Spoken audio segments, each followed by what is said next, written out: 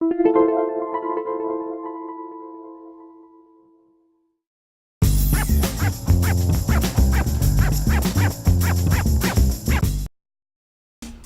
to MyLITV.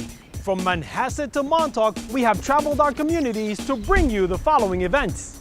I'm your host, Waldo Cabrera. MyLITV starts now.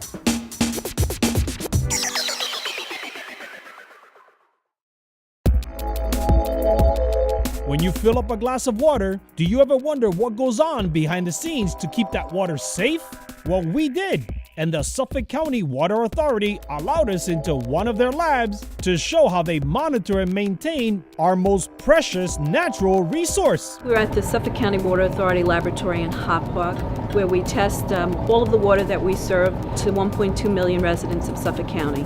All of our drinking water is from well water. It is from underground reservoirs, or called aquifers. We live on top of our water supply. We have over 600 wells throughout the county, so anything that we put into the ground can make it down into the aquifers. One of the most basic tests is checking for color.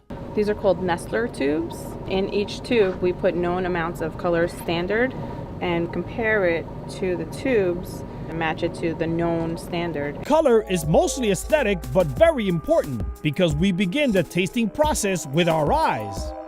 Next up, check the pH level. What level pH are you normally looking for? About 7. Now, is that neutral? That is. Okay, I remember my 7th grade science. So that is. Raw water has a pH of about 5 to 6, and treated can be from 7 to 8 is usually normal range. In another lab, they test for metals. Iron and manganese occur naturally in the water, but the levels must be monitored. On my instrument, the main thing we're looking at would be like arsenic. Does arsenic occur naturally in our water? Only in certain areas, depending upon where you are, but it is something that's there, yes. Lead's not naturally occurring in Long Island water. So if we get some, it's probably because of plumbing and piping, mostly with the customers at that point. One of the most common metals we're flying right now is like silicon. Silicon is the second most abundant element on Earth, just behind oxygen. There's really no danger or excessive level on that. Mercury, I have yet to see a sample that's positive for that.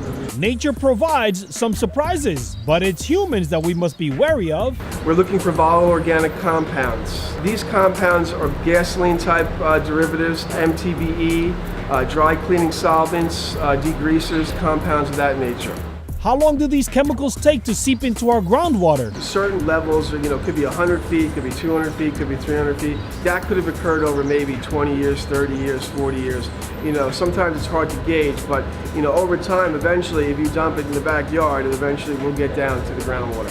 Another danger are semi-volatile compounds. The semi-volatile compounds are more pesticides and herbicides, which you find in farms. Residential homes use them. We're very aggressive in our sampling. Roughly around 200 to 300 samples per week. What we do is that you take a liter of sample, you extract it down to roughly 1 ml. This GCMS, a gas chromatograph with a mass spectrometer attached to it, injects 2 microliters, 2 pin drops to detect that sample. And if there's a problem at a particular well field, we will filter out those particular compounds and we test for them either weekly, monthly, quarterly, or what is ever required for that particular method. Improper disposal of expired medicine pose additional hazards. You can get pharmaceuticals in the groundwater by flushing your unused pharmaceuticals down the toilet. What are the safety levels? The level that we're looking for is extremely low. We're looking for 50 parts per trillion in a sample. The results of the collected sample are input into the database of known samples and the levels are compared. If the water contains any unknown elements, it goes into further testing. The lesson learned? We are our own worst enemy and we must learn to protect our aquifers, properly dispose of chemicals, limit the use of fertilizers and pesticides, and contact your town or the DEC to get a household drug collection schedule.